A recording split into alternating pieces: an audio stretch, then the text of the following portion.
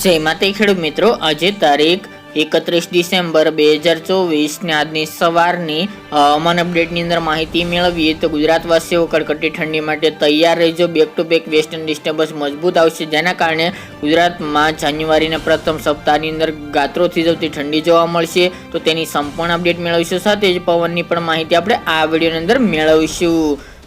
ખેતરમાં તો આ ફૂગજન્ય રોગોએ આતંક મચાવ્યો છે. મારા ખેતરમાં તો હજુ સુધી કોઈ રોગ આવ્યો નથી. તો શું તારું ખેતર પણ ફૂગજન્ય રોગોથી ઘેરાઈ જાય પછી જ સારવાર કરવી છે, કે પછી એઝોનના 2 છંટકાવ કરવાના છે? ફૂગજન્ય રોગોથી સંપૂર્ણ સુરક્ષા, એઝોન સુરક્ષા. ખેતરમાં એઝોનની એન્ટ્રી એટલે ફૂગજન્ય રોગોની નો એન્ટ્રી.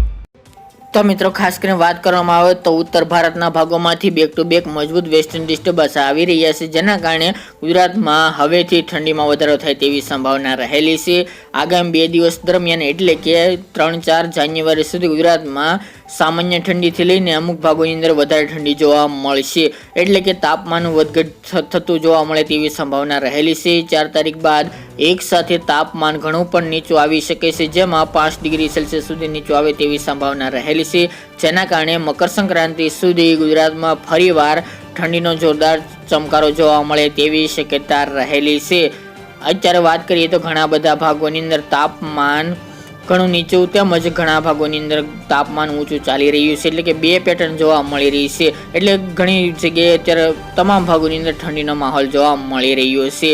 ઘણા વિસ્તારમાં નોર્મલથી નીચું તો ઘણા વિસ્તારમાં નોર્મલથી ઊંચું તાપમાન ચાલી રહ્યું છે, પરંતુ ઘણા બધા ભાગોની અંદર નીચું તાપમાન પણ નોંધાઈ રહ્યું છે. જ્યારે મિત્રો આગામી દિવસની વાત કરવામાં આવે તો ઉત્તર ભારતમાં વેસ્ટર્ન ડિસ્ટર્બન્સ આવશે, જેના કારણે પવનો મુખ્યત્વે ઉત્તર પૂર્વના ફૂંકાઈ શકે છે.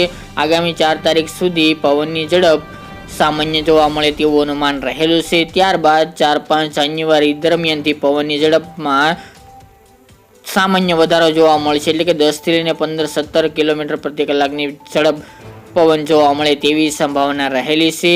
આ સાથે જ આ સમયે પશ્ચિમના પવનો જોવા મળશે. મોટાભાગના દિવસોમાં આકાશ એકદમ સાવ ચોખ્ખું જોવા મળશે, તેમજ ભેજનું પ્રમાણ વધુ રહેવાની કચ્છના ભાગોની અંદર ઝાકળની પણ શક્યતા રહેલી છે, એટલે કે ઝાકળ વરસાદનો રાઉન્ડ નહીં આવે, પરંતુ અમુક ભાગોની અંદર ઝાકળ વરસાદનું પ્રમાણ જોવા મળે તેવી સંભાવના રહેલી છે. મોટાભાગના ગુજરાતના વિસ્તારની અંદર તાપમાન 11 થી લઈને 13 ડિગ્રી આસપાસ આ 3-4 દિવસ દરમિયાન જોવા મળે તેવી સંભાવના રહેલી છે. ત્યારબાદ ઘણા ભાગોની અંદર તાપમાન નીચું જોવા મળી શકે છે. આપણે ઘણા દિવસથી જણાવી રહ્યા હતા કે જાન્યુઆરીની પ્રથમ સપ્તાહથી ગુજરાતમાં સારી એવી કડકડતી ઠંડી જોવા મળશે.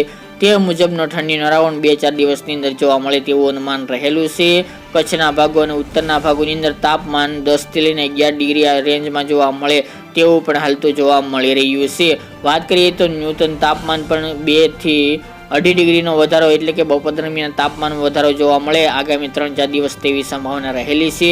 ત્યારબાદ મિત્રો 4 તારીખથી રાત્રિનું લઘુત્તમ તાપમાન 3 થી લઈને 5-6 ડિગ્રી સેલ્સિયસ સુધી ઘટી શકે છે, જેના કારણે તમામ ભાગોની અંદર 9 થી લઈને 11 ડિગ્રી તાપમાન જોવા મળે તેવી સંભાવના રહેલી છે. ખાસ કરીને ઠંડીની વધુ શક્યતા કચ્છના નલિયામાં જોવા મળશે, ત્યાં સૌથી નીચું તાપમાન 4 ડિગ્રી આસપાસ નોંધાઈ શકે છે. આ સિવાય રાપર, ભુજ, ભચાઉ, અડેસર, નખત્રાણા સહિતના ભાગોની અંદર કચ્છના એમાં પણ 5 થી લઈને 10 ડિગ્રી રેન્જમાં તાપમાન આગામી 4 તારીખથી જોવા મળશે. ઉત્તરની અંદર થરાદ, રાધનપુર, ઈડર, વડાલી, આંબુ સહિતના ભાગોની અંદર પણ તાપમાન 5 ડિગ્રીથી લઈને 7 ડિગ્રી આસપાસ નોંધાઈ શકે છે. બીજાના અન્ય ભાગોની અંદર તાપમાન 10 ડિગ્રી કરતાં પણ નીચું તમામ ઉત્તર ગુજરાતના ભાગોની અંદર જોવા મળશે. અમદાવાદ, ગાંધીનગર, ખેડા જેવા ભાગોની અંદર પણ તાપમાન 10 ડિગ્રી કરતાં પણ નીચું જઈ શકે છે. દાહોદ, ગોધરા, મહીસાગર, પંચમહાલ, વડોદરા જેવા ભાગોની અંદર પણ તાપમાન 10 ડિગ્રી તેમજ તેના કરતાં નીચું જોવા મળશે. દક્ષિણ ગુજરાત અને સૌરાષ્ટ્રની વાત કરીએ તો તાપમાન 10 થી લઈને 13ની રેન્જમાં જોવા મળશે, જેમાં ખાસ કરીને ડાંગ, તાપી, રાજકોટ અને સુરેન્દ્રનગરનો સમાવેશ જોવા મળી રહ્યો છે. તો મિત્રો આ મુજબનું હવામાન રહે તેવી સંભાવના હાલ દેખાઈ રહી છે. વધુ અપડેટ આપતા રહીશું.